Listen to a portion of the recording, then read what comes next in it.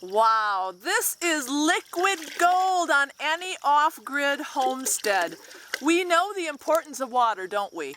And when we are really getting serious about looking for that piece of property, this water is going to be our #1 vital resource that we need to make sure that we have.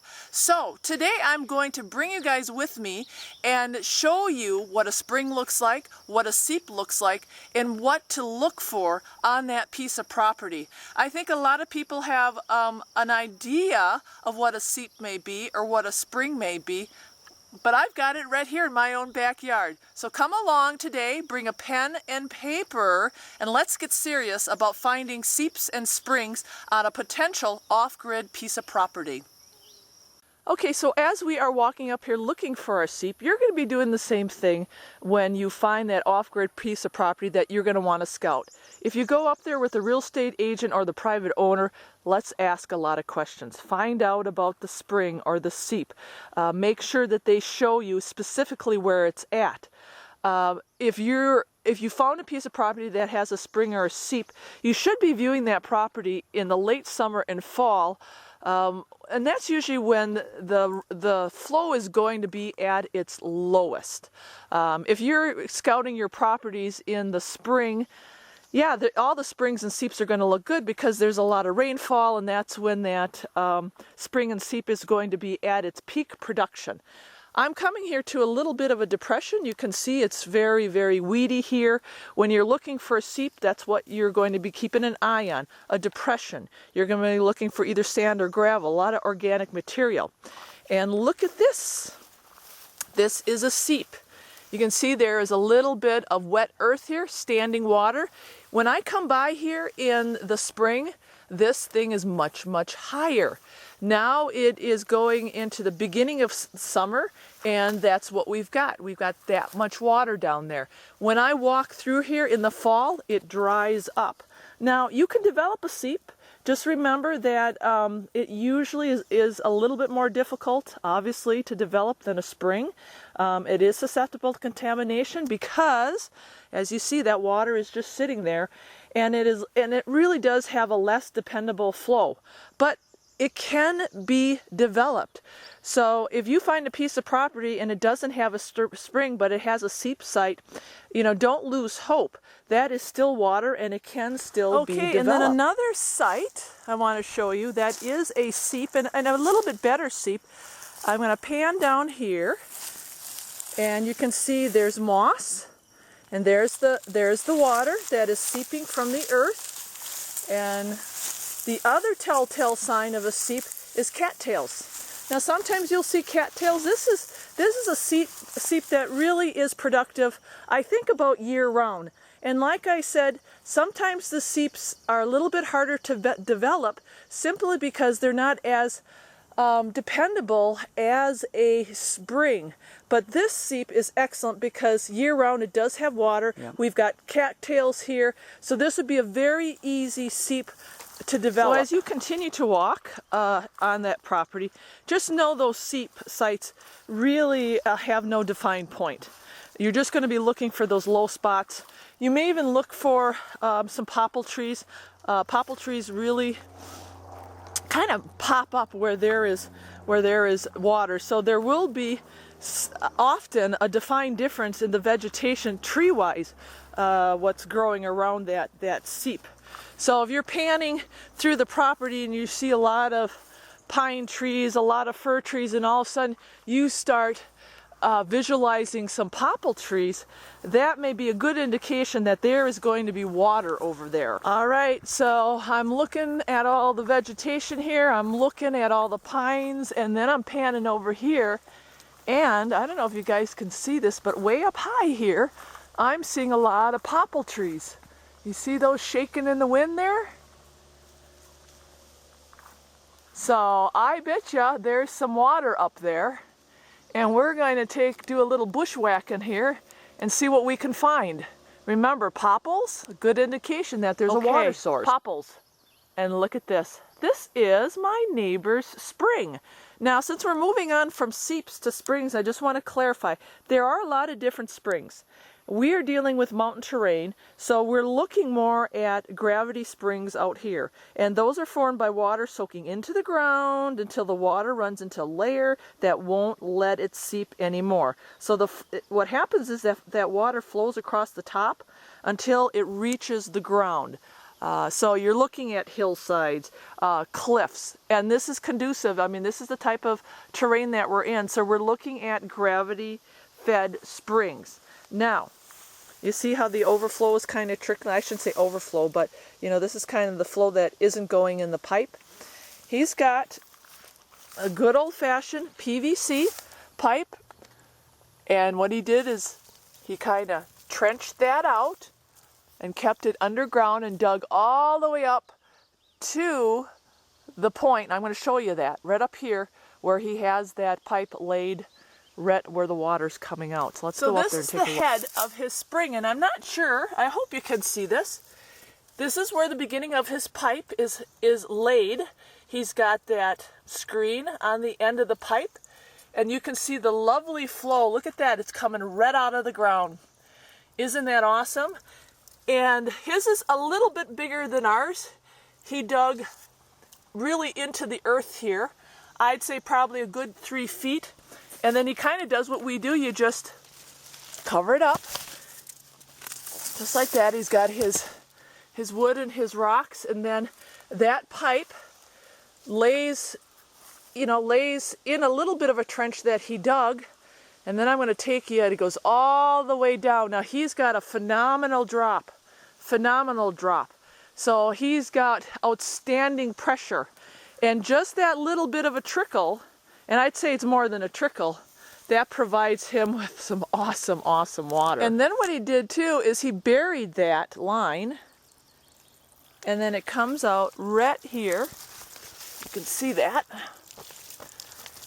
And he doesn't have his line hooked up yet, but he did. But when he has it hooked up, he's got black PVC piping that goes all the way down to his cabin. But he just lays the line right on top of the earth, and because he's got such good flow, he doesn't have to worry about it freezing up or keeping it underground. He can just connect it at that point. Okay, right, and after doing some bushwhacking from our neighbor's spring, I want you to look again at the vegetation. And looky here, amongst all the pine trees, suddenly we've got some popple trees sprouting up. And listen, I hear a trickle. So this is our spring, and I've had you here before, but I wanted to take you here again to show you our little concept too. A little bit different from our neighbors, and I want to go up here. What we ended up doing is we too dug a trench up here looking for the start of that groundwater. That was unsuccessful. But down here is kind of the original site of the spring. This is where we just ended up, again, doing what our neighbor did, putting in that pipe where that flow is. Now, again, our rate of flow is looking pretty darn good. I'd say it's about the same as our neighbors at this time. And we have, same thing, a little bit of gravel down there. And I think if you saw his, he had a gravel bed. And way in there, I'm not going to take it apart, is our piping with the screen over it too. And we like to, instead of covering it with logs and more rock, we just put a little bit of screen, nothing fancy, just to keep the debris out. And then we cover it with that plastic. But you can see the rate of flow right now is really awesome. This is a great year for our spring. The next water source I wanted to share with you guys too, and I wanted to share it with you because it's very unique. And you might come across a piece of property that has this type of water source. You see, we've got the PVC pipe here that is just laid on top of the ground, and it has got a really, really nice flow. If I come down here in the spring, it's just shooting out. But it's laid right across the gravel here, and then it's kind of not really buried, but kind of half buried, and it goes here's the tip of it, into this little collection area. Now, I'm not going to talk about the development of these springs, but I just want to show you the different types of springs and different types of methods of collecting water. We use this when we came out here and camped for the first year. This was our refrigeration site, and we would put all of the things that we needed that was cold into this little pond. Now look at this. So above the collection area is another pipe. And you can see how that was just squirting out. And again, this is right into the dirt. And I'm going to take you up to the source of this wonderful, wonderful water. I'm going to do a little bushwhacking here, but this is well worth it. Look at this. Look at the rock. And look at that. This is cool. This is where the source of that water is coming from. And hopefully you can see this is actually an old They did some silver mining in this area. And this tunnel was actually created because there was a lot of water that they had to relieve when they were mining. And I don't know if you guys can see all the way back there, but this shaft was created to let all that water come out of there. And what happened after the fact is, and I don't know the complete history, but someone then built this dam. Let me get back here. Someone created that dam, so now we have a reservoir. Now, is this water potable? Can you use it? Yeah, I mean, you could certainly use it. You could use it for your gardening, your livestock, but it would have to be developed a little bit more. You know, there could be rodents that could drop in there. So you'd have to, it would have to be developed. So if your property doesn't have a silver mine shaft, that's okay, because not every piece of property is going to have a silver mine shaft. It's not potable water anyway, but I thought it was kind of cool to show you guys. But seriously, when you are scouting for that off-grid piece of property and you're looking for a spring or a seep, keep your eyes open for depressions. Keep your eyes open for changes in vegetation. Look for hillsides. I think the big fallacy is a spring is like a gush of rushing water that comes out of the earth. And that's what your off-grid piece of property should have. No, you saw from our spring, you saw from our neighbor's spring, sometimes just a trickle is all you need. That's more realistic because that trickle will add up to gallons and gallons of water once it is developed, okay? So I'm going to head back home right now, and my lovely assistant, my husband, is going to show you guys how to test the flow rate of a spring once you find it. So you found a spring, and now what? The next important step is checking that flow rate. You know, the rate of flow really needs to be reliable year-round, and the best time to measure that flow rate is usually during a dry spell, which is going to be in late fall, I'd say late summer, when, you know, rainfall slows down. You're not going to be doing it in the spring. So if you think about this, the average water per person per day consumption is between 50 and 75 gallons. So that spring, you know, you want it to be consistent. Even watering a garden, you know, think about a garden that's 1,000 square feet. It'll take 600 gallons at least to water that. What my husband has here is just a gallon milk container, and he's got it, hang on, he's got it hooked up to the spring, and you can stick a pipe right into the ground to do this with the spring. And then what you do is you just stick that gallon jug right on that pipe, and then you start timing it. Handy. And if it's an undeveloped spring, you know, just stick some of that PVC piping right in where that flow is coming out, and then have your jug handy and start timing. 58, 59, 60.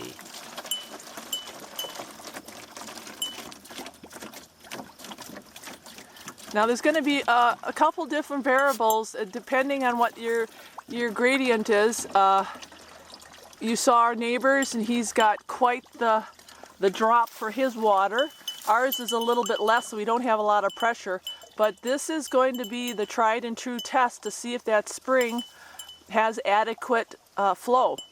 Well, any flow is... Any flow, well that's what I told him, any flow is good. Just, okay, 34, 35. Okay. So it's roughly very close to 2 gallons a minute. All right, so that's pretty darn good. That's good water. Okay, so as you can see, we can drink the water right directly out of our spring because it is consistently flowing, and yeah, it's great water. But getting back to the gallon jug test, 2 minutes a gallon is awesome. But remember, even if you just have a trickle during the dry spell and it takes, say, more like a couple minutes to fill up that jug, that's okay, because this flow, even when it's a trickle, is going to go into your holding tank, and over time it's going to fill up. Well guys, I hope that gave you some information and some good tips to remember when you're looking for that off-grid piece of property and finding a spring and a seep. Join us again. We'll do a couple more videos, hopefully about the development of a spring. But until then, God bless you, and thanks for watching.